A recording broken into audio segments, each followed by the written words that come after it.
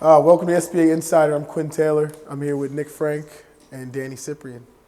How's everything going, man? Good. I mean, nothing that I can complain about. Just baseball, school, just making sure I'm doing the right things in the classroom and on the field for the spring. Excellent. You've been here in SBA for a long time.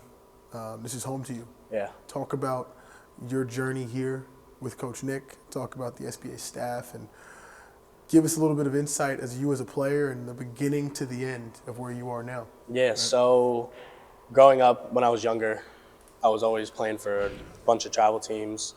I really wanted to find a place to just stick to and call home. Mm-hmm. One of my friends used to play here, Labrador. Yeah. That's Chiro yeah. He plays at Diamond Jackson. Yeah. Okay. Because he lives over there. Chiro's a good dude, dog. Mm-hmm. I'll always be grateful for Cyprien and Adrian Roberts. Yeah, Adrian.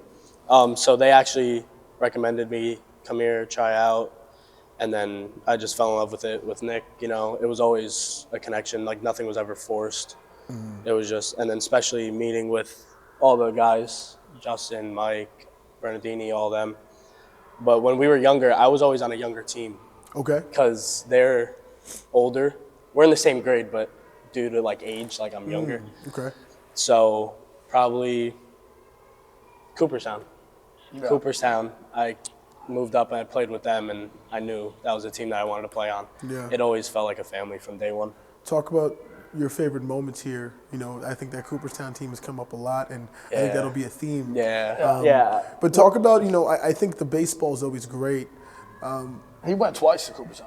So you went twice. Yeah. So talk about that. Go ahead and go on. So I went, my first year I went at 11 with them playing up with the team that I play with now, or played with. And then I went. Since you were younger, you yeah. go again. And then I went the next year with my real age group.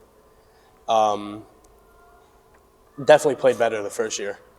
Second year was a little rough. Did the home run derby. Didn't make it out the first round. Home run derbies are weird, man. Yeah. They're hard with the bats and stuff. You know? Yeah, so they gave I don't you- like the way yeah. Cooperstown does with the bat and everything, but Yeah, it was rough.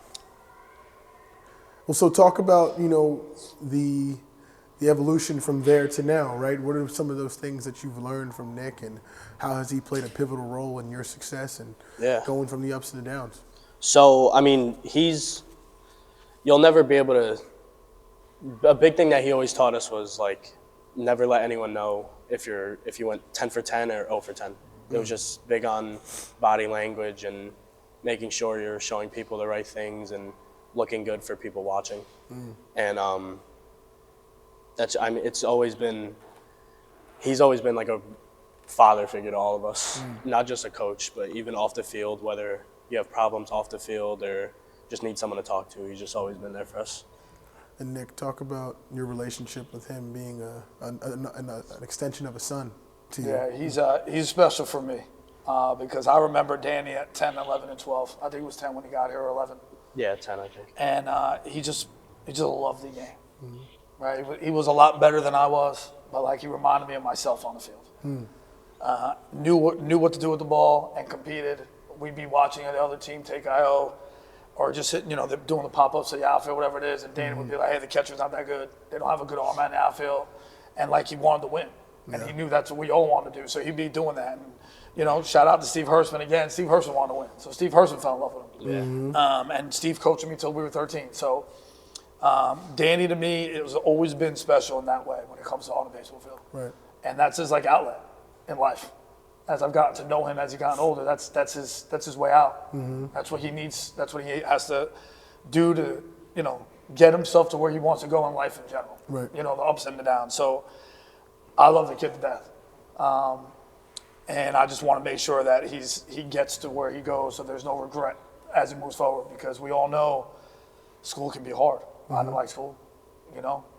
Danny was the first one that I did all the recruiting for without, you know, Sam Sharp or anyone. Shout out to Sam. And shout out to Sam for the work he's done, and we appreciate him, CSA. But so we always talked all the time, like, Nick, this guy reached out, and Danny would listen. He wouldn't debate anything. To his credit, he would listen, and we would go about it, and we ultimately got what we wanted to do. Yeah. And, you know, and then we we ended up to going to Brookdale that we felt confident about. Danny had you could touch on the fall and what Coach Johnson has done so far. Yeah. Shout out to him. He's been there for a long time. Yeah, so, Coach Johnson. Yeah, definitely. At Brookdale. Yeah.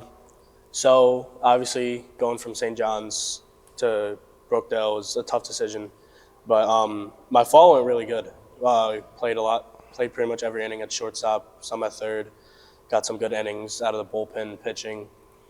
I love it over there. It's not the perfect college life where you're living in the dorm. And It's not glamorous. Yeah, it's not gritty. Yeah, it's very gritty. Like you got to work, you got to put your work in, and you can't just wake up out of bed and walk to the field. Yeah. Where you got to commute.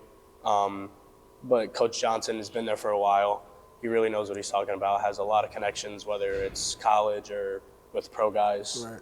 And he just really knows how to run a team and make sure everyone's doing what they're supposed to do. Some of my favorite baseball guys and coaches, confidants, leaders have come from JUCO. Yeah. And I think it's going to not only help you grow, but it's going to be you're going to build your manhood there, right? You're going to be tested in a lot of different ways. So, but you think you're built for that right now? Do you think SBA kind of prepared you for those times? Yeah, definitely. So whether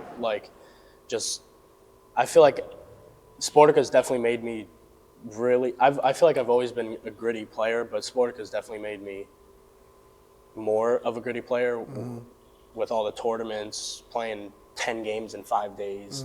You always need to be in it, and I feel like that really prepared me for where I'm at now. Yeah. Well, we talked about it with a couple guys, but I've always said the path in development is never straight. Yeah. It's hardly ever straight. It's usually winding. It's up and down. It's side to side. So, but it's something to be grateful for. Right? Definitely. It's something to be grateful for in the process, and talk about how this process has shaped you to become better, and how you would teach a younger player in this organization to kind of look at this baseball the way you're looking at it now. Yeah, it's all just, we always say trust the process. I mean, you just got to trust the process and just make sure you're doing the right things on and off the field. School's a big thing. Make sure you're doing good in the classrooms, and just make sure you're always working, never take a day off. There's always someone out there that's going to be working harder than you. Right. So just keep that mindset and just make sure you're working. Well, Danny, we're going to keep you working as much as possible. We'll be in your corner every step of the way. Coach Nick will be there.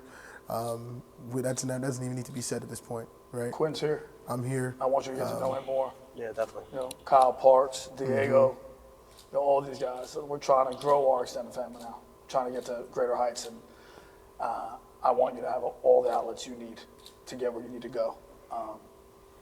So let's make sure that we continue to do the right things, and we know what those are, and get the biggest thing for all you guys, and I've said this to everyone, is when you get to that point in life and you get to that plateau, which obviously you guys have all got there. Yeah. Right? Kudos to everyone involved, right? Families, everyone. But now it's time to get hungry. It's time to want more, and you're going to be hit with different challenges. So am I. Yeah. So is Quinn, so is everyone. So just know that we're here, and don't shut out those guys. Like when we're talking to Christian, like Christian says, I didn't bring this up. I was going to. Like, I don't have to worry about Berendini. Yeah. Berendini will call if something bad's happening, right? Because he's just kind of more straight edge. Like Juddy will call when he's feeling a certain way. Yeah. Villani will call just to say hello. Reese will call just to say hello. Like Danny's saying, so like they all have their own unique, relationship with me and their communication style of how they do it. But you're one of the most athletic, complete baseball players I ever saw from a young age. I mean, that's a God-honest truth. And I want to make sure that we get to where we need to go.